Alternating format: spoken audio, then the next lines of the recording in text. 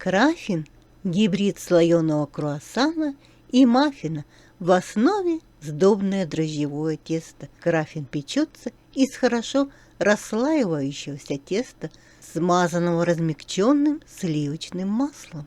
Невероятно ароматный, очень красивый, мягкий, воздушный и изумительно вкусный. Считается, что первый краффин был создан кулинаром Кейт Рейд в Мельбурне, Австралия, в 2013 году. За короткое время краффин набрал огромнейшую популярность в мире. Рецепт краффина был адаптирован для выпечки традиционного православного пасхального кулича. По крайней мере, с 2017 года кулич краффин приобрел широкую популярность. И что может быть лучше, друзья, кроме краффина? Это краффин, сделанный вашими руками. Приветствую вас, друзья, на канале Записки пользователя или Вы гениальный кулинар. Меня зовут Пульхерия. Итак, приступаем. Для приготовления краффинов нам понадобится 500 граммов муки, 150 граммов сахара, 25 граммов ванильного сахара, 180 миллилитров молока, масло сливочное 70 граммов, цедра от одного лимона, 3 яйца, 4 грамма соли, 200 граммов изюма и 12 граммов дрожжей. Очень важный момент про изюм. Количество изюма, его вес напрямую зависит от его влажности. 200 граммов имеется в виду очень сухой изюм. Если у вас изюм влажный, смело добавляйте еще 100 граммов. Подготовим опару. Подогретое молоко до 35-38 градусов добавляем дрожжи. 2 столовые ложки сахара. Размешиваем их и добавляем 100 граммов муки. Все перемешиваем и ставим в теплое место, предварительно накрыв емкость полотенцем или крышкой или пищевой пленкой на 50 минут. 3 яйца взбиваем до пены, а потом добавляем сахар и ванильный сахар. Взбивать яичную массу нужно до побеления и полного растворения сахара. Попробуйте пальцами. Кристаллики сахара не должны ощущаться в яичной массе. Опара поднялась более чем 2 раза, я думаю, в 4 раза, и она готова. И даже начала уже немного оседать, что говорит о ее полной готовности. Опару перекладываем в чашу для замешивания. Теперь добавляем всю муку, добавляем яйца, все перемешиваем и в дальнейшем производим замес либо ручным способом на столе, либо машинным, ручным миксером, планетарным или тестомесом. Я буду замешивать на планетарном миксере. Замешиваем в течение 10 минут. Вымесив в течение 10 минут, начинаем закладывать соль, масло и цедру лимона. Масло заскладываем постепенно по одному кусочку или по одной ложке и продолжаем замес в течение примерно 7 минут. Ручным способом также кладем в середину теста соль и по одному кусочку масла и начинаем замес. И так добавляем все масло. После того, как мы добавили все масло, замес продолжаем в течение 7 минут. Друзья, тесто уже готово, мы его вымесили до глютенового окна. И теперь отправляем на расстойку на 30 минут, накрыв расстойную чашу полотенцем или пленкой. Прошло 30 минут, тесто поднялось и делаем обминку теста, не вынимая его из чаши. Сделав обминку теста, мы накрываем расстойную чашу полотенцем или затягиваем пленкой и ставим в теплое место на 30 минут. Это будет у нас последняя окончательная расстойка. Тесто должно увеличиться в объеме не менее чем в 2 раза. Пока поднимается тесто, займемся изюмом.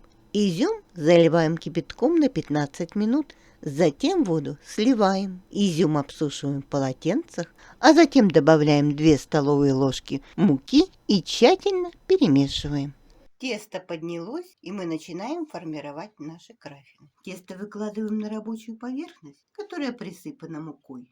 Теперь мы делим наше тесто на 4 равные части. Используйте для разрезания теста только очень острый нож или шпатель. Мы будем работать с вами с одной частью теста, и поэтому остальные 3 части прикройте пленкой или полотенцем, чтобы тесто не подсохло и не заветрилось. Теперь кусок теста, с которым мы будем работать, присыпаем небольшим количеством муки и начинаем его раскатывать в прямоугольник, толщина которого должно быть примерно 5 мм, а стороны примерно 25 см на 45 см. Раскатываемое тесто периодически переворачиваем и дальше продолжаем раскатывать на другой стороне. Снова переворачиваем и снова раскатываем. Сначала тесто будет не очень эластично, но постепенно глютен расслабится, клейковина, и оно станет более пластичным и послушным. Теперь, друзья, нам понадобится еще дополнительно 50 граммов сливочного масла, которое у нас должно находиться в размягченном сметанообразном состоянии. Раскатанный пласт тщательно промазываем сливочным маслом, не доходя до верхнего края примерно 1,5–2 см. На смазанную маслом поверхность кладем изюм. Используем 1/4 часть изюма. Равномерно его распределяем по всей поверхности. Теперь тесто с изюмом сворачиваем в достаточно плотный рулет. Начинаем ближнего к нам края. Периодически тесто подтягиваем на себя и продолжаем дальше сворачивать. Если тесто прилипает к рабочей поверхности, используйте шпатель. Рулет заворачиваем не до самого конца. Оставляем верхний край. У нас останутся незавернутыми те 2 сантиметра, которые мы не промазывали маслом и на котором у нас нет изюма. Теперь оставленную нами незавернутую верхнюю часть рулета накладываем сверху на рулет, защипываем его тщательно по всей длине, а затем рулет переворачиваем швом вниз. Отступив от края рулета примерно 2–3 сантиметра, разрезаем его на 2 равные части до самого конца. Используйте только очень острый нож, поскольку нам придется разрезать не только несколько слоев теста, но и также изюм. Берем в руки одну разрезанную часть и закручиваем ее разрезом наружу. Подкручиваем. Каждый следующий слой должен быть немного ниже предыдущего. И так закручиваем до самого конца. Теперь закручиваем следующую часть. И если мы первую часть закручивали по часовой стрелке, то следующую закручиваем точно так же, но уже против часовой стрелки, также соблюдая, чтобы разрез приходился у нас наружу. Теперь ставим одну закрученную часть на другую и переносим все это в форму. Точно так же формируем следующий кулич, переносим его в форму. И важно, чтобы ваш кулич по высоте занимал не более 1/2 высоты формы. Теперь, друзья, я вам покажу, как можно сделать более сладкий вариант куличей. 2 следующих кулича у меня будут более сладкие. Все делаем точно так же. Раскатываем тесто в пласт и смазываем его сливочным маслом. Нам потребуется сахар. Если вы будете делать 4 кулича более сладкими, то потребуется примерно 40–50 грамм сахара. Смазанное маслом тесто мы присыпаем сверху сахаром, используя примерно 1 столовую ложку с горкой. Теперь по поверхности распределяем изюм, а далее точно так же формируем куличи, как первые 2. Друзья, как важно, чтобы наша выпечка всегда получалась и радовала нас, а особенно куличи. Бывало ли у вас, друзья, что вы берете очень хороший рецепт и точно ему следуете, а выпечка у вас не получается, и результат вас огорчает? Для того, чтобы ваша выпечка, ваши куличи были всегда успешны, я для вас, друзья, создала эксклюзивный контент, в котором раскрою все секреты приготовления куличей. Эти правила совершенно не сложны, но следуя им, ваши куличи будут всегда великолепны, прекрасны и удачны. Даже если вы новичок и готовите куличи только первый раз, такого контента я нигде не видела и не видела, чтобы все эти правила были где-то опубликованы в одном единственном видео. Видео будет опубликовано на платформе Boosty на моем канале и будет встроено в это видео. То есть это видео будет более расширенной версией и будет называться «Все секреты приготовления куличей». Кулич Краффин. Вы сможете по этому правилу приготовить все куличи, включая краффины. Советую вам посмотреть это видео.